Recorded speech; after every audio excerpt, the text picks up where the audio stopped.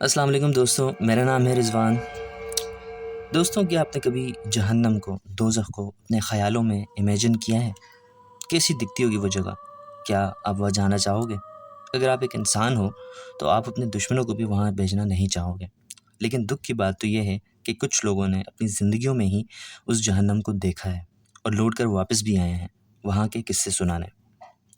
Martin Pistorius. जी हाँ, Martin Pistorius south Africa में रहने वाला एक आम सा 12 साल का बच्चा था। इसकी ज़िंदगी काफ़ी खुशी से गुजर रही थी कि जनवरी 1988 में इसके साथ एक ऐसा हादसा हुआ जिसने इसकी ज़िंदगी को हमेशा के लिए बदल दिया। उस दिन जब वो स्कूल से वापस आ रहा था, तब इसने बताया कि इसके गले में थोड़ी सी खराश है। अक्सर जैसे हमारे गले में खराश महसूस होती है, गला ख़राब होता है, वैसे ही मार्टिन के गले में थोड़ी सी खराश महसूस हो रही थी, जो कि सुनने में तो इतनी बड़ी बात नहीं लग रही थी। लेकिन दुख की बात तो ये थी कि इस दिन के बाद मार्टिन कभी स्कूल वापस नहीं जाने वाला था। महीने भर में ही इसकी हालत दिन ब दिन बिगड़ती चली गई। कुछ ही दिनों बाद इसका अपनी बॉडी पर कंट्रोल ही ख़त्म हो गया और इसके साथ-साथ अपने होश-ओ-हवास में सोचने-समझने की ताकत और यहाँ तक कि याददाश्त भी कमज़ोर हो गई और इससे पहले कि किसी को कुछ पता चलता, वो कोमा में चला गया। अब इस बीमारी की क्या वजह थी, ये तो आज तक किसी को पता नहीं चल सका। लेकिन डॉक्टर्स का तो ये मानना था कि इसे क्रिप्टोकोकल मेनिंगिटिस या फिर सेरेब्रल ट्यूबरकुलोसिस हो सकता है, क्योंकि इससे पहले भी ये बीमारियां रह चुकी थी। पर अब बहुत देर हो चुकी थी और इसे अब ठीक कर पाने के लिए डॉक्टर्स के पास कोई तरीका नहीं था। सारे ट्रीटमेंट्स के मार्जिन पर फेल होने के कुछ ही दिनों बाद इसे हॉस्पिटल से डिस्चार्ज कर दिया गया और इसके माँ बाप को ये बताया गया कि अब खुदा या खुदा का कोई करिश्मा ही इनके बच्चे को बचा सकता है। मार्टिन पूरी तरह बाहर की दुनिया से राब्ता ख़त्म कर चुका था। वो बस एक जिंदा लाश की तरह था और इसके वापस पहले जैसे होने के चांसेस भी ना के बराबर थे। मगर इसके आसपास के सब लोग उसे ठीक होने की दुआएं कर रहे थे।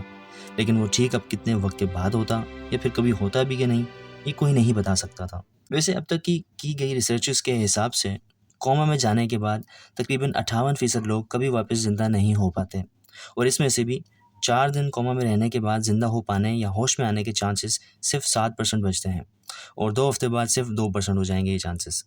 तो इंसान के पास ज़्यादा वक्त नहीं होता कोमा से लड़के बाहर निकल पाने के लिए। लेकिन ये काफ़ी चौंका देने वाली बात थी कि मार्टिन की गई रिसर्चेस को चैलेंज करके काफ़ी लंबे अरसे तक ज़िंदा रह सका और साथ में ही इसके वापस ठीक होने की उम्मीद भी। पर ये ख़याली दुनिया जिसमें मार्टिन जी रहा था, क्या वो एक असल ज़िंदगी थी? तकरीबन 10 साल से भी ज़्यादा वक्त मार्टिन ने अपने घर पर बिताया, एक ज़िंदा लाश के रूप में। अब तक सब ये मान चुके थे कि बस अब ये ख़त्म, एक्सपायर है, अब कोई भी उम्मीद नहीं बची है।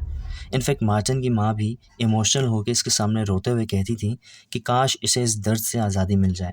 लेकिन दोस्तों, एक दिन ऐसा करिश्मा हुआ जिसने सभी को हिला के रख दिया। 25 साल की उम्र में मार्टिन को होश आ चुका था। जी हाँ, 12 साल की उम्र में वो कोमा में गया, 25 साल की उम्र में उसे होश आया। इसकी फैमिली में सभी इस दिन खुशी के आंसू रोए।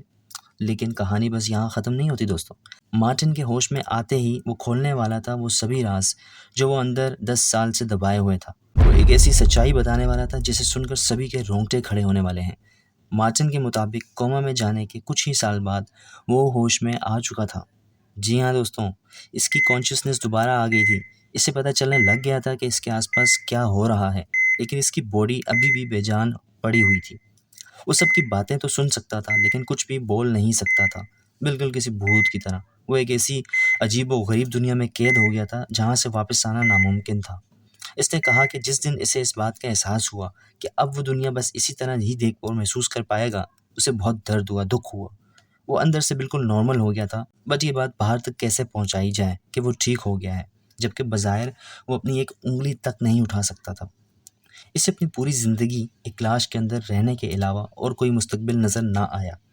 और भी दुःख की बात तो ये थी कि इसे अपनी माँ की रोने की आवाज़ें भी सुनाई देती थी और वो उन्हें ये कहते हुए सुन सकता था कि अच्छा होता ये सब कुछ इधर ही ख़त्म हो जाए तो। शायद आप इमेजिन कर सकें कि ये मार्टिन पर उस वक़्त क्या गुज़र रही होगी। लेकिन वो अपनी माँ को समझ सकता था कि वो ये सब इसी की भलाई के लिए सोच रही हैं। लेकिन मार्टिन के फ़ादर ही शायद एक ऐसे इंसान थे जिन्हें अपने बेटे पर पूरा भरोसा था। वो हर रोज़ उसे साफ़ करते, अपने हाथों से खाना खिलाते और इसकी बॉडी का मसाज भी करते ताकि वो सेहतमंद रह सके। अपने दिमाग को ट्रेन करने के लिए मार्टिन अपने दिमाग में ही सारी पहेलियाँ सुलझाया करता था, यहाँ तक कि कैलकुलेशंस भी करता था। मार्टिन ने पूरी तरह से ये एक्सेप्ट कर लिया था कि ये ही अब इसकी दुनिया है। अब ये कहना गलत नहीं होगा कि ऐसी सिचुएशन में आकर कोई भी नॉर्मल इंसान अपने आप को ही खो बैठेगा और शायद पागल हो जाए। लेकिन मार्टिन ने हिम्मत बनाए रखी और आखिर में इसकी हिम्मत ने उसे कामयाबी भी दी। एक दिन सब कुछ बदल गया जब मार्टिन के रेगुलर पैरामेडिक चेकअप में इसने किसी तरह यह जता दिया कि वो होश में आ चुका है।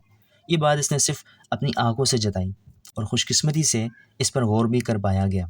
इसके बाद इसे फ़ौरन एक स्पेशल सेंटर ले जाया गया जहाँ पर इस पर कुछ टेस्ट किए गए ये जानने के लिए कि क्या वो असल में होश में है या फिर ये सिर्फ एक इत्तेफाक था।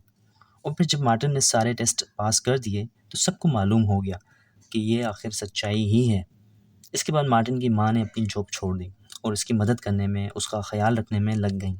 इसके बाद उन्होंने एक ऐसा कंप्यूटर प्रोग्राम बनवाया जिसकी मदद से मार्टिन बातचीत कर सके। और इतना ही नहीं, जैसे ही मार्टिन के पास ये कम्युनिकेट करने की काबिलियत आ गई, मार्टिन ने अपनी कॉलेज डिग्री तक ले ली और इसके बाद एक कंपनी में वेब डेवलपमेंट की जॉब भी उसे मिल गई। अब इसे कहते हैं असली जज्बा। जल्द ही मार्टिन के चेहरे पर फेशियल एक्सप्रेशंस भी आना शुरू हो गए दोस्तों, और फिर इसका पूरा जिस्म ही काम करने लग गया। इसने अपनी बहन की एक दोस्त से शादी कर ली और इसके बाद हमेशा खुश रहा। दोस्तों 2011 में इसने एक बुक भी पब्लिश की है जिसका नाम है घोस्ट बॉय, जिसमें इसने अपने सारे एक्सपीरियंसेस शेयर किए हैं और बताया है कि कैसे वो एक ऐसी दुनिया में कैद था जहां वो दोबारा कभी भी नहीं जाना चाहेगा और कोई भी नहीं जाना चाहेगा ऑफ कोर्स। मार्टिन सभी के लिए एक इंस्पिरेशन है जो ये साबित करता है कि उम्मीद, लगन और मेहनत से आप ज़िंदगी में कुछ भी हासिल कर सकते हो। दोस्तों मुझे पर्सनली इनकी ये कहानी स्टीफन हॉकिंग से काफ़ी मिलती जुलती लगी। दोनों का जोश और जज्बा कुछ ऐसा रहा जिससे हमें कुछ सीखना चाहिए। तो दोस्तों ये वीडियो देखने का बेहद शुक्रिया। उम्मीद है आपको ये वीडियो पसंद आई होगी और इससे नया कुछ ज़रूर सीखने को मिला होगा। अगर आपको ये वीडियो पसंद आई है तो इसे लाइक और शेयर करना मत भूलिए और ऐसी ही इन्फॉर्मेटिव वीडियोज़ के लिए मेरे चैनल को सब्सक्राइब ज़रूर करें और बेल नोटिफिकेशन को भी ऑन कर लीजिए। और मैं आपको नेक्स्ट वीडियो में मिलूँगा ऐसे ही किसी इन्फॉर्मेटिव वीडियो के साथ। तब तक के लिए देखते रहिए और सीखते रहिए। अल्लाह हाफ़िज़।